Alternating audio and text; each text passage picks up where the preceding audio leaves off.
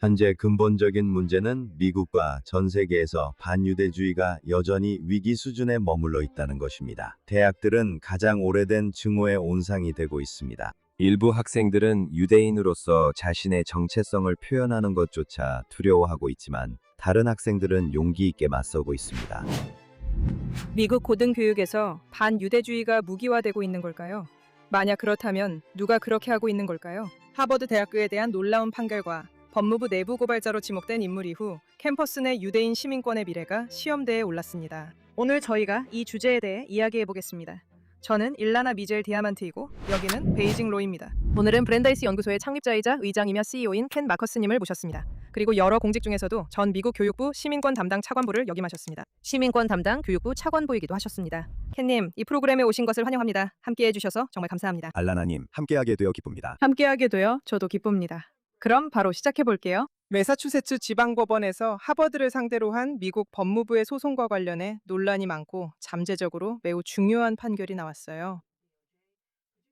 최근 며칠간 뉴스에 나온 이 판결에 대해 사실관계와 판결 내용, 그리고 그 이유와 왜 중요한지 좀 더 자세히 설명해 주실 수 있나요? 네, 알라나 기꺼이 설명해 드리겠습니다. 하버드와 관련된 일이라면 언제나 논란이 되고 잠재적으로 중요할 수밖에 없죠. 이번 판결은 연방지방법원의 결정입니다. 이것은 항소심 법원의 판결이 아니며 앞으로의 법원의 구속력을 가지는 판결도 아닙니다. 하지만 이 판결은 연방 판사가 내린 것으로 법무부가 하버드 대학교를 상대로 제기한 반유대주의 관련 민권 소송이기 때문에 상당한 주목을 받고 있습니다.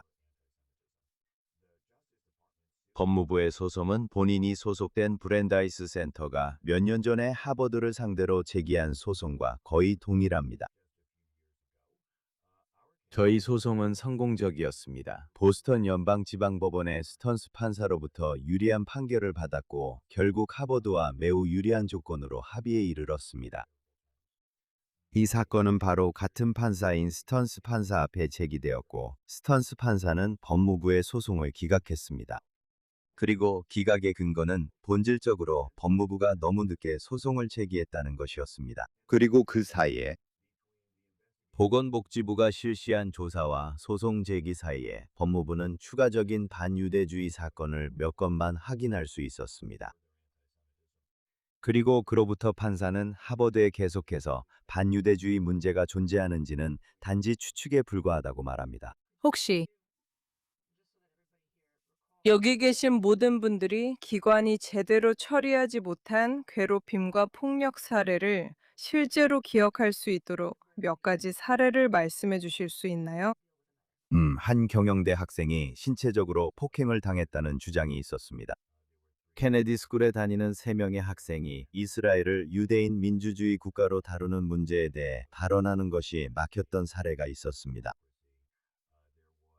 많은 사람들이 오랜 기간에 걸쳐 광범위한 괴롭힘을 당했다는 주장이 제기되었습니다. 당에서 바닥까지라는 식의 적대적인 발언도 있었지만 상당한 양의 반유대주의적 행위도 있었습니다. 알겠습니다. 그리고 이 시점에서 스턴스 판사님, 당신의 사건이 성공적으로 진행될 수 있도록 허락해 주신 스턴스 판사님께서 정부에 이미 늦었다고 말씀하십니다. 이것은 타이틀 6 사건입니다. 그래서 하버드가 캠퍼스에서 차별을 허용했다는 이유로 연방 자금 지원을 박탈당해야 한다는 생각은 더 이상 재판으로 다툴 수 있는 사안이 아니라는 것입니다. 네, 그래서 예전에 법무부가 아주 빠르게 움직이려고 했고 몇 가지 절차를 생략해서 하버드에 대한 자금 지원을 중단하려고 했다는 점을 기억하세요. 그리고 다른 연방지방법원 판사는 그게 너무 빠르다고 말했습니다. 절차를 제대로 밟아야 한다고 했죠. 이번에는 법무부와 보건복지부가 절차를 제대로 밟았습니다. 그리고 이제는 너무 느리다고 말하고 있습니다. 왜냐하면 주장된 사건들과 법원의 소송을 제기한 시점 사이의 기간이 너무 길었기 때문입니다. 만약 두 결정이 모두 유지된다면 그렇다면 매사추세츠 지방법원에서 반유대주의나 다른 어떤 사안과 관련된 법무부의 타이틀 10시 사건이 성공할 수 없을 것입니다. 법무부는 수십 년 동안 특히 반유대주의와 관련된 민권 사건을 거의 제기하지 않았습니다. 이제 법무부가 그런 사건을 진행하려고 할 때 법원은 이를 지연시키고 있으며 만약 그 기준이 일관되게 적용된다면 사실상 다른 어떤 종류의 민권 집행도 법무부가 할 수 없게 만들 것입니다. 그렇다면 그 이면에는 뭐가 있다고 생각하세요? 왜냐하면 개인이 소송을 제기할 때는 뭔가 가능성이 있어 보이거든요. 네, 이건 저희가 제기한 것과 같은 개인 소송에는 반드시 영향을 미치지는 않겠지만 교육부 같은 연방집행기관에 제기된 진정에는 영향을 미칠 것입니다. 보건복지부, 평등고용기회위원회. 제 생각에는 그 판결이 전반적으로 혼란스럽고 잘못된 기준을 적용했다고 봅니다. 다른 종류의 사건에는 적용될 수 있는 기준이지만 이번 사건에는 해당되지 않습니다. 보스턴에서는 트럼프 행정부에 대해 어느 정도의 좌절감이 있을 수도 있습니다. 이 점은 같은 법원의 다른 연방지방법원 판사인 베로우즈 판사가 같은 당사자가 관련된 다른 판결에서 꽤 명확하게 표현한 바 있습니다. 그래서 지금은 연방정부가 하버드에 대해 더 이야기하는 것을 전반적으로 꺼리는 분위기가 있을 수도 있습니다. 제 생각에는 그게 이 결정의 본질인 것 같지만 이 결정이 대법원까지 올라가도 그대로 유지될 거라고 상상하기는 어렵습니다. 그런 일이 일어날 수 있다고 생각하세요? 저는 법무부가 항소해야 한다고 생각합니다. 제1순회 항소법원이 이 문제를 어떻게 다룰지는 잘 모르겠습니다. 하지만 법무부가 제1순회 항소법원에서 불리한 판결을 받는다면 그 다음에는 대법원으로 가게 될 것이고 대법원이 이 사건을 심리해야 하며 법무부가 승소할 것이라고 생각합니다. 그러니까 분명히 하자면 이 판결이 그대로 유지된다면 영향을 미칠 수 있지만 그럴 가능성은 낮다고 생각하시는 거죠? 네, 당분간은 그렇습니다. 이 판결은 보스턴 연방지방법원에 제기된 사건들에는 좋지 않은 소식이고 매사추세츠와 뉴잉글랜드에는 많은 대학들이 있습니다. 그래서 이건 사소한 일이 아닙니다. 이 판결은 공식적으로 구속력이 없더라도 전국의 법원에서 언급될 것입니다. 예를 들어 저는 이 판결이 UCLA에서 법무부를 상대로 사용될 것으로 예상합니다. 바로 저겁니다. 그 사건보다 더 많아요. 평등고용기회위원회 위원장 안드레아 루카스가 농성장이 설치됐을 때 UCLA에 대한 차별 진정을 제기했습니다. 2023년 말, 2024년 초에 10월 7일 하마스 공격 이후 미국 대학 캠퍼스 전역에서 시위가 일어났고 UCLA에서는 특히 격렬했습니다. 루카스는 그 당시 이를 목격했습니다. 그녀는 위원으로서 EEOC의 조사가 이뤄지도록 했습니다. 그 조사는 당시 UCLA가 위반을 저질렀다는 결론으로 이어졌습니다. 그 문제는 이후 법무부로 이관되었습니다. 그리고 법무부는 민권법 제7편에 따른 절차를 따랐습니다. 이는 직장에 적용됩니다. 그리고 연방지방법원에 소송을 제기했습니다. 그들은 모든 절차를 밟았습니다. 그 과정은 몇 년이 걸렸습니다. 만약 로스앤젤레스의 지방법원이 보스턴의 스턴스 판사와 의견을 같이 한다면 그들은 이것이 불충분하다고 말할 수도 있습니다. 정부가 대학이 시정하지 못한 위반 사항을 발견했고 그로 인해 사건이 기각될 수도 있다는 뜻입니다. 저는 그런 일이 일어날 것 같지는 않지만 그게 위험 요소입니다. UCLA에서 실제로 무슨 일이 있었는지 좀 더 자세히 말씀해 주실 수 있나요? UCLA에서는 대규모 천막촌이 형성되었고 유대인 학생들과 다른 유대계 미국인들이 캠퍼스를 통과하는 것이 막혔습니다. 그들은 천막촌을 통과해 수업에 가기 위해서는 이스라엘 국가를 부인하고 비난하는 발언을 해야만 했다고 주장했습니다. 이전 사건에서 한 연방지방법원 판사는 이것이 법 위반으로 보인다고 이미 언급했지만 아직 최종 결정은 내려지지 않았습니다. 현재 UCLA에서는 여러 종류의 소송이 진행 중이며 만약 로스앤젤레스 법원이 보스턴 법원과 같은 의견을 낸다면 일부 소송은 위태로워질 수 있습니다. 이미 합의가 이루어진 기존 사건들은 어떻게 되나요? 예를 들어 컬럼비아 대학교는 현재 스턴스 판사가 적용하고 있는 기준에 따라 2025년에 연방 정부로부터 수억 달러에 달하는 보조금이 동결된 바 있습니다. 그런 종류의 사건들이 다시 열릴 위험이 있나요? 아니면 아이러니하게도 그렇지 않습니다. 행정부 초기에 연방정부는 강경하게 나섰죠. 자금을 동결하고 매우 강력하고 단호한 조치들을 취했습니다. 그리고 그 조치들은 반드시 필요한 모든 절차를 따르지는 않은 것처럼 보였습니다. 연방정부는 이제 그 점에 대해 비판을 받고 있지만 사실 그들은 그 당시 매우 중요한 합의를 이끌어낼 수 있었습니다. 그 이후로 정부는 일반적인 규칙을 따르는 전통적인 조사 방식으로 점점 더 선회하는 경향을 보였습니다. 지금은 그들이 길고 번거로운 일반적인 규칙을 따르고 있기 때문에 보스턴 법원에서 이런 문제에 부딪히고 있는 것입니다. 이것은 그들의 이전 사건에 해당하는 이해 제기가 아니라 지금 일반적인 규칙에 따라 진행하고 있는 사건들에 해당하는 이해 제기입니다. 알겠습니다. 그리고 만약 정부로 돌아가서 이런 상황을 고려하면서 소송 전략을 고민한다면 어떻게 생각하실 건가요? 정말 답답할 것 같습니다. 연방 시민권 집행 담당자들은 이제 여러 방면에서 심하게 비판받고 있다는 사실을 이해해야 합니다. 그들은 의회로부터 심한 비판을 받고 있습니다. 만약 의회 주도권이 바뀐다면 위원장 자리에 오를 수도 있는 의원들로부터도 비판을 받고 있습니다. 그들은 충실하며 조용했어요. 내부 고발자입니다. 좀 더 구체적으로 말씀해 주세요. 예를 들면 하원 법사위원회의 민주당 간사가 이번 주에 트럼프 행정부를 사실상 눈속임이라고 비난하는 매우 강경한 내용의 편지를 보냈습니다. 그리고 특정 변호사들의 이름을 언급하면서 직업 공무원인 변호사들까지 포함해 사실상 이런 반유대주의 조사를 꾸며냈다고 말했습니다.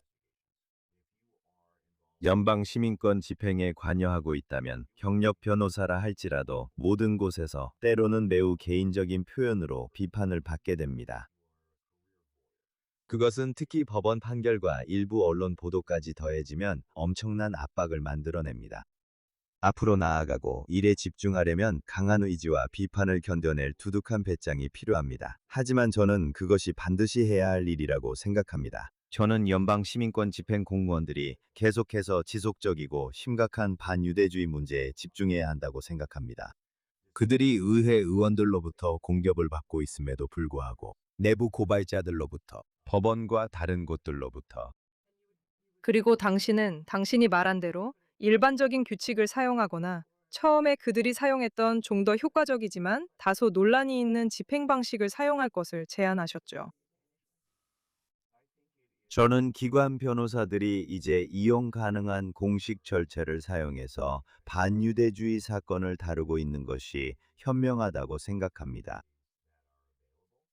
또한 저는 이런 절차들이 더 많이 사용되고 있다는 점이 반갑다고 생각합니다. 예전처럼 교육부에서만이 아니라 이전에 관여하지 않았던 다른 기관들에서도 이러한 절차가 사용되고 있다는 점이 반갑습니다. 보건복지부, 평등고용기회위원회, 법무부와 같은 기관들에서도 마찬가지입니다. 심지어 그렇습니다. 저는 대학들의 주의를 끌기 위해 조직적이고 강력한 시도가 있었던 것도 유용하고 환영할 만하다고 생각합니다. 저는 그런 시도는 계속되어야 한다고 생각하지만 법적 요건도 염두에 두어야 한다고 봅니다. 알겠어요. 제가 당신이 내부 고발자에 대해 언급하려고 했을 때 말을 끊었던 것 같아요. 그래서 헤일리 반 아람이라는 변호사가 있는데 그 사람은 약 10년 동안 법무부 민권국에서 일해왔어요.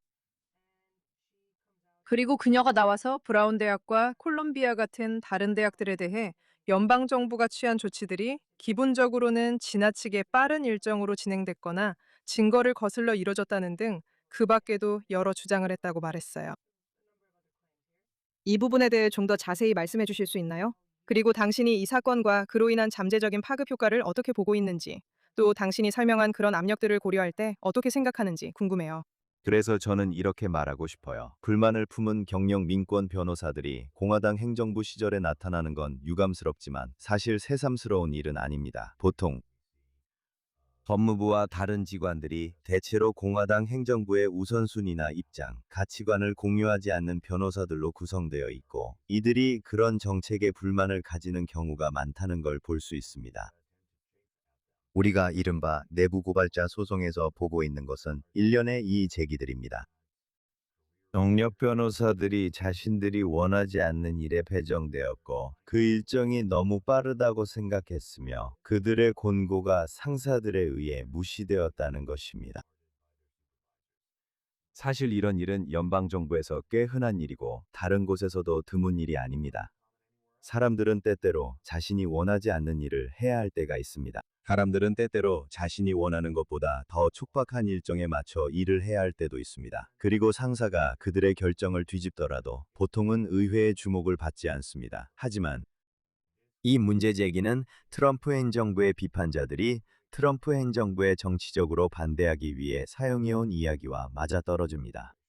그건 정치에서는 흔한 일입니다. 그래서 아마 놀랄 일도 아니죠. 국회의 한 저명한 인사가 이 내부 고발자의 불만을 받아들여 사실상 크게 부각시킨 것도 트럼프 행정부가 잘못을 저지르고 있다는 주장의 근거로 삼은 것도요. 여기서 어떤 도덕적 동등성을 만들려는 더 큰 시도가 있는 건 아닌지 좀 궁금해지네요. 방금 말씀하신 내부 고발자와 이 이야기가 받고 있는 관심에 대해 저도 한마디 덧붙이고 싶어요. 콜롬비아 대학에서도 소송이 제기됐다는 사실이 있는데요. 이번에는 유대인 학생들이 반유대주의를 주장하는 게 아니라 팔레스타인 학생들이나 팔레스타인 대의에 공감하는 학생들이 자신들이 차별을 받았다고 주장하는 소송이에요. 그래서 일종의 모방 소송 시도가 있었던 거죠. 제가 당연히 이 문제에 대해 입장을 밝히지는 않겠지만 제 생각에는 이런 일들이 굉장히 짧은 시간 안에 한꺼번에 벌어지고 있는 것 같아요. 그리고 이런 도덕적 동등성을 만들려는 시도가 있어서 유대인 학생들과 그들을 대신해 정부가 제기한 다른 소송들을 약화시키려는 노력이 있는지에 대해 당신의 생각을 듣고 싶어요. 지금 가장 근본적인 문제는 미국과 전 세계에서 반유대주의가 여전히 위기 수준에 머물러 있다는 것입니다. 대학 캠퍼스에 농성천막이 없을 수도 있지만 우리는 거리에서 폭력이 일어나고 있는 것을 보고 있습니다. 우리는 유대교 회당에 대한 공격도 목격하고 있습니다. 우리는 유치원부터 고등학교까지의 교육기관들이 그 어느 때보다 더 심각한 상황에 처해 있는 것을 보고 있고 의료나 노동조합 같은 다른 분야에서도 문제가 발생하고 있습니다. 지금 해야 할 일은 이 반유대주의를 폭로하고 맞서 싸우며 근절하는 데 계속해서 강력하게 집중하는 것입니다. 이 문제와 싸우고 있는 우리를 여러 가지 방식으로 방해하려는 사람들이 있습니다. 그것은 현 행정부를 비판하는 사람들의 정치적인 시도일 수도 있고 반이스라엘 활동가들의 법적인 시도일 수도 있습니다. 이 모든 시도들은 반드시 저지되어야 하며 우리는 앞으로 나아가는 데 집중해야 합니다. 컬럼비아대 사건과 관련해서는 사실 두 가지 부분이 있습니다. 컬럼비아대 소송 당사자들은 자신들이 무슬림이고 팔레스타인인이라는 이유로 신체적 폭행을 당한 컬럼비아대 학생들이라고 주장했습니다. 만약 그게 사실이라면 그들은 법정에서 다툴 기회를 가져야 합니다. 한 곳에서 반유대주의와 무슬림에 대한 차별이 모두 존재할 수 있다는 것은 충분히 가능한 일입니다. 이 모든 것은 나쁜 일입니다. 우리는 모두에게 평등한 보호가 보장되어야 합니다. 하지만 그 같은 소장이 반유대주의에 맞서 싸우려는 노력을 약화시키기 위해 사용되기도 했습니다. 그것은 반드시 막아내야 합니다. 그것은 반드시 막아내야 합니다. 왜냐하면 실제로는 두 가지 사이에 아무런 동등함도 없고 서로 관련이 없기 때문입니다. 그리고 우리 공동체와 연방정부, 그리고 법원이 모두 필요한 것은 본질에 집중하는 것입니다.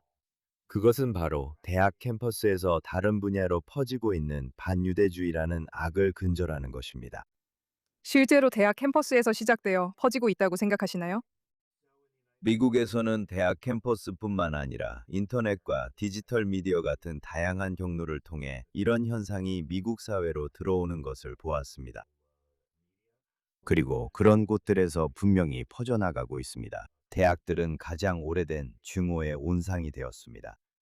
그리고 우리는 대학들이 초중등 교사들에게 반시원주의 선전을 주입하는 모습을 보고 있습니다. 이로 인해 반유대주의가 전국의 학교로 퍼지고 있습니다.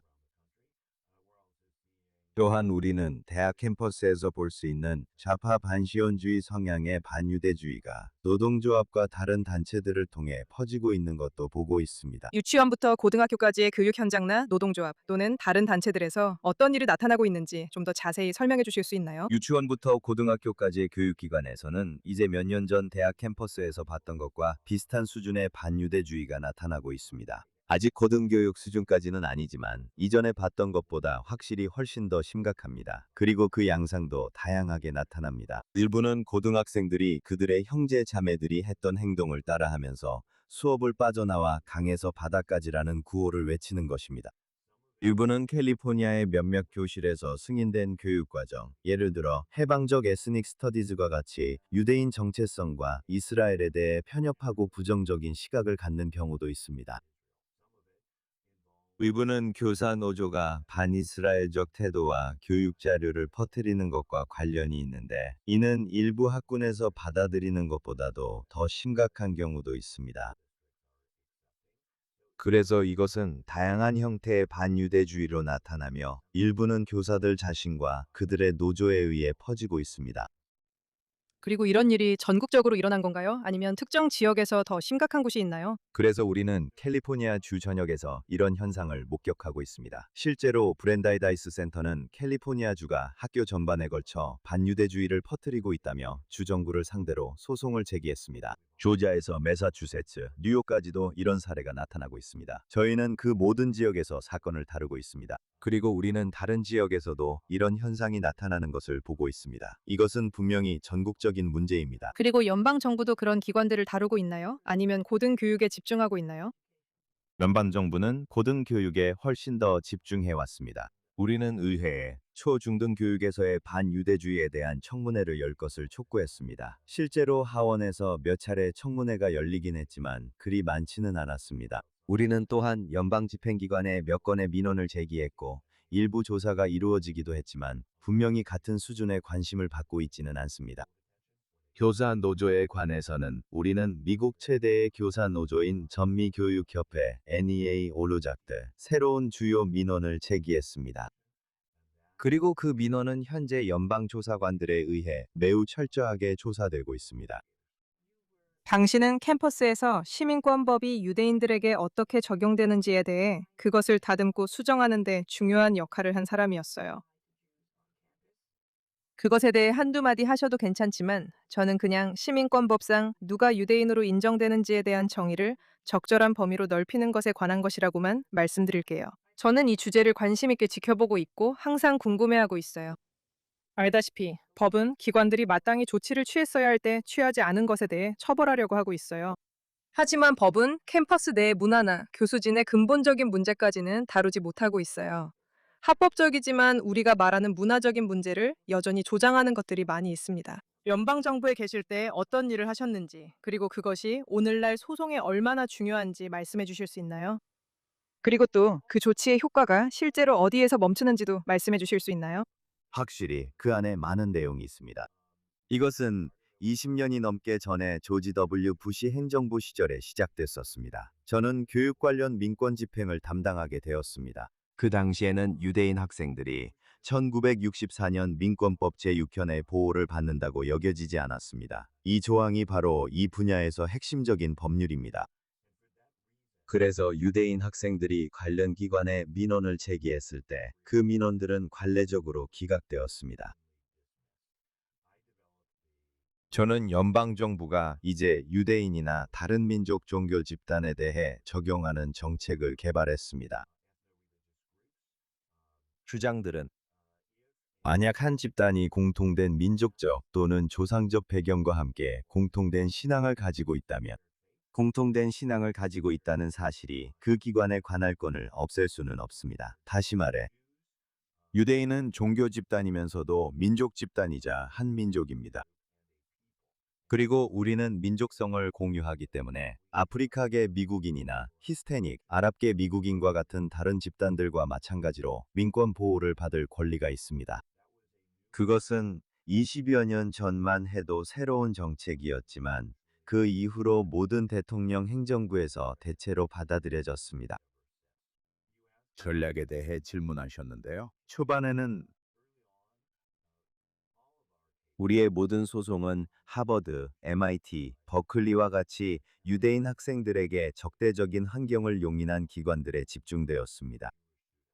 우리가 각 사건마다 싸워야 할 필요는 없다는 생각에 기반해서 오히려 전체 기관에 책임을 묻고 앞으로는 그들이 문제를 제대로 다루도록 하자는 것이었습니다. 우리는 여전히 그것을 추구하지만 동시에 잘못을 저지른 일부 사람들과 문화를 오염시키는 일부 조직들도 상대로 삼고 있습니다. 그래서 저희가 대학 캠퍼스 등에서 발생하는 일부 문제에 책임이 있다고 주장하는 팔레스타인 정의를 위한 학생들, 터틀 아일랜드 해방전선, 피플스 시티 평의회 같은 단체들도 포함됩니다. 그들이 연방 및 주 법을 위반하는 한 저희는 그들에게도 대응합니다. 법은 미국에서 사회 변화를 이끄는 핵심이지만 혼자서는 작동할 수 없습니다. 더 많은 대중의 인식이 필요합니다. 교육이 필요합니다. 사회운동이 필요합니다. 우리는 소송을 제기할 때 그 과정을 언론을 통해 대중의 인식을 높이는 데에도 활용할 수 있도록 그런 방식을 우리의 접근법에 반영하려고 노력했습니다. 연방의회에서, 행정부 기관에서, 주도에서, 그리고 일반 대중 사이에서. 왜냐하면 우리는 법이 없으면 변화가 있을 수 없다고 믿기 때문입니다. 하지만 법만으로는 충분하지 않습니다. 근본적으로 지금 연방정부가 소송을 통해 하려는 일은 연방 자금을 받는 기관들에게 특정한 방식으로 행동하도록 위협하거나 회유하거나 처벌하는 것입니다. 그래서 저는 이런 기관들에게 연방 자금 지원이 얼마나 중요한지, 그리고 이 기관들이 물론 훌륭한 전통과 막대한 기금을 가지고 있음에도 불구하고 왜 연방정부가 그것을 효과적인 도구로 사용할 수 있는지에 대해 이야기하고 싶어요. 그리고 두 번째 질문은 사실 행정부가 바뀐다는 점을 중심으로 하고 있어요. 그러니까 어떤 기관이 처벌을 받아야 할 만한 이유가 있어서 한 행정부에 의해 제재를 받았다 하더라도 몇 년 후에 다른 행정부가 들어서면 쉽게 자금 지원이 다시 회복될 수 있다는 거죠. 그런 점이 연방정부의 조치의 효과를 어느 정도 약화시키는 건가요? 미국의 대학 지도자들은 기업 지도자들처럼 단기적으로 생각하는 경향이 있습니다. 만약 한 대학 총장이 올해 엄청난 재정적 타격이 있을 거라고 생각한다면 그 사실이 그들을 위로해주지는 않을 겁니다.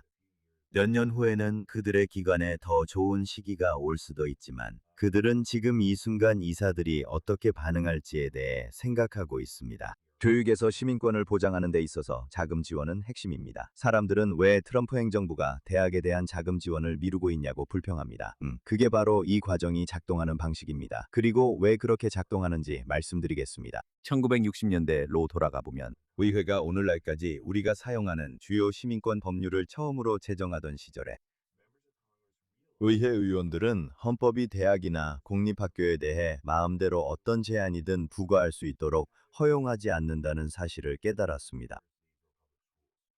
그리고 그 당시 그들의 주요 관심사는 초등학교와 중등학교에서의 인종분리였고 다른 모든 문제들은 부차적인 것이었다는 점을 명심하세요. 그래서 그들이 직면한 질문은 어떻게 하면 분리정책과 일반적으로 시민권 집행에 의미 있는 변화를 가져올 수 있는 법안을 만들고 그것이 법정에서도 유지될 수 있을까? 그리고 그들은 꽤 기발한 아이디어를 생각해냈습니다. 그게 바로 다음과 같습니다. 우리는 공립학교나 대학에 단순히 시민권 규칙을 준수하라고만 지시하지 않을 것입니다. 우리는 두 가지를 할 것입니다. 첫째, 연방 자금을 받는다면 조건이 붙을 것이라고 말할 것입니다. 본질적으로 그 자금을 받는 대가로 시민권 요구 사항을 준수하겠다고 동의해야 할 것입니다. 그리고 두 번째로, 우리는 모든 수준의 교육에 막대한 양의 세금으로 조달된 자금을 투입하기 시작할 것입니다. 교육기관들이 그 자금에 의존하게 될 정도로 말이죠. 그리고 그에 따라 붙는 조건들을 거부하지 못하게 될 것입니다. 지금 이 순간, 만약에 주요 연구대학이 우리는 현 행정부의 시민권 법 해석에 관여하고 싶지 않다고 말한다면 그들은 많은 문제를 피할 수 있을 것입니다. 모든 문제는 아니더라도 단순히 우리는 그 돈을 받지 않겠다고 말함으로써 많은 문제를 피할 수 있을 것입니다. 그리고 원칙적으로 연방 자금을 받지 않는 소규모 기독교 기관들도 있습니다. 하지만 대형 연구대학들은 그 돈에 너무 의존하게 되어 있어서 그런 결정을 내릴 수가 없습니다.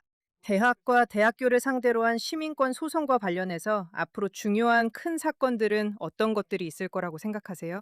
어떤 면에서는 현재 가장 큰 사건은 Stand With Us 대 매사추세츠 공과대학교 MIT 사건입니다. 그건 유대인 커뮤니티에 큰 타격이었습니다. 그리고 만약 대법원이 이 사건을 심리하기로 결정한다면 판결이 뒤집힐 기회가 될 수도 있습니다. 승소하고 있는 다른 사건들도 많이 있습니다. 그 부분에 대해 좀 더 자세히 말씀해 주실 수 있나요? 그 부분에 대해서는 말씀드릴 수 없고 다소 기술적인 문제라고 말씀드려야 할 것 같습니다. 사람들이 생각하는 것과는 다릅니다. 예를 들어 표현의 자유에 관한 사건이 아니었습니다. 그게 쟁점이 아니었습니다. MIT에서의 쟁점은 본질적으로 대학이 인지한 반유대주의에 적절하게 대응했는지 여부였습니다. 사용된 용어는 의도적인 무관심이었습니다. 대학이 자기들 눈앞에서 벌어지는 일에 대해 의도적으로 무관심했는가가 쟁점이었습니다.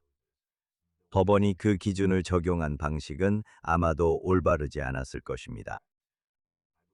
저는 그것이 올바르지 않았다고 생각합니다. 하지만 대법원이 이 사안을 심리하고 검토할 가치가 있다고 볼지는 지금 우리가 지켜봐야 할 문제입니다. 동시에 우리는 UCLA에서 MIT까지 그리고 전국적으로 중요한 사건들을 보고 있습니다. 비록 이 사건들이 1년 전이나 몇 년 전에 비해 언론에서 똑같은 주목을 받지는 못하고 있지만 그들 중 많은 사건들이 중요합니다. 그리고 결정만큼이나 중요한 것이 바로 합의입니다. 우리는 리드 칼리지 같은 곳에서 중요한 합의에 도달하고 있으며 이런 합의들은 해당 대학들의 운영 방식에 큰 변화를 가져오고 있습니다. 이런 모든 일들이 실제로 일어나고 있습니다. 지금 이 순간에도 제가 기관의 이름을 밝히지는 않겠지만 브랜다이스 센터의 변호사들이 여러 기관들과 협상 중입니다. 여기에는 대형 대학들과 소규모 대학들 모두가 포함되어 있습니다. 하지만 합의에 담기는 조치들은 대체로 어떤 성격인가요?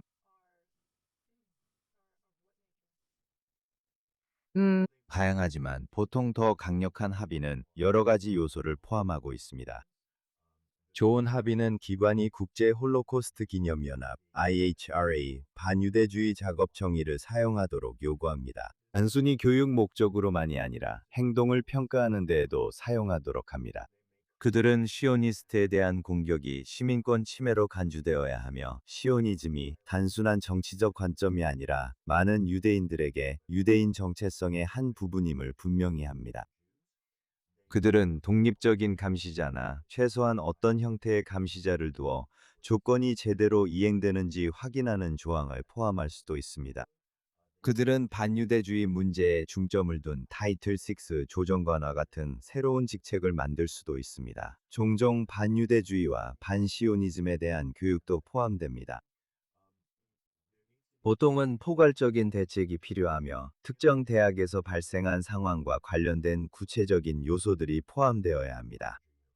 좋은 소식도 있다고 말씀드릴 수 있습니다. 우선 반발이 그 어느 때보다도 강해졌다는 점입니다. 브랜다이스 센터는 10월 7일 당시보다 몇 배나 더 커졌고 싸우고 있는 다른 많은 단체들도 있습니다. 둘째로 제 생각에 대학과 대학교들이 완벽하게 대처하고 있지는 않지만 몇 년 전보다 반유대주의에 훨씬 더 잘 대응하고 있습니다. 유대인 단체들의 노력, 우리와 같은 조직들, 그리고 연방집행기관과 의회의 노력들이 확실히 영향을 미치고 있습니다. 그리고 셋째로 일부 학생들은 유대인으로서 자신의 정체성을 드러내는 것조차 두려워했지만 다른 학생들은 용기 있게 나서고 있습니다. 그리고 우리는 새로운 세대의 유대인 리더들이 등장하는 것을 보고 있습니다. 그 중에는 아주 어린 고등학생들도 있고 물론 대학생들도 있지만 이들이 일어서서 싸우고 있습니다. 우리가 봐야 할 모습이 바로 그것입니다. 그리고 흐름을 바꿀 수 있는 게 있다면 바로 그것일 것입니다. 이 사명을 추진하는데 당신과 많은 분들이 큰 성공을 거두시길 바랍니다. 그리고 다시 한번 이 프로그램에 나와주셔서 감사합니다. 감사합니다, 앨런. 저야말로 영광입니다.